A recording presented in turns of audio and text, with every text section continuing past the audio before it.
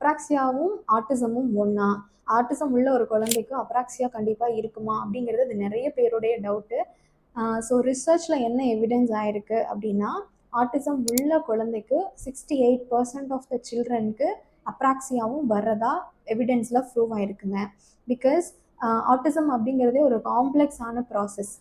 ஆட்டிசமும் சரி அப்ராக்சியாவும் சரி communication related issue அப்படிங்கிறதுனால ஆட்டிசம் உள்ள குழந்தைக்கு அப்ராக்சியாவும் வர்றதுக்கு வாய்ப்பு இருக்கு. பட் ஆட்டிசம் இருக்கிற எல்லா குழந்தைக்குமே அப்ராக்சியா இருக்குன்னு சொல்ல முடியாது. இந்த 2 கண்டிஷனுமே அக்கர் ஆகிறதுக்கு வாய்ப்புகள் ஜாஸ்தியாக இருக்குன்னு சொல்கிறாங்க.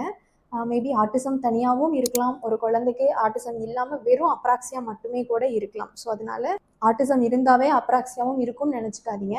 இது யாருக்கு வேணாலும் இருக்கலாம், இல்லாமலும் இருக்கலாம். ஸோ நீங்கள் கரெக்டான டயக்னோசிஸ் எடுக்கிற உங்கள் தெரப்பிஸ்ட் கிட்ட கேட்டு தெரிஞ்சுக்கோங்க.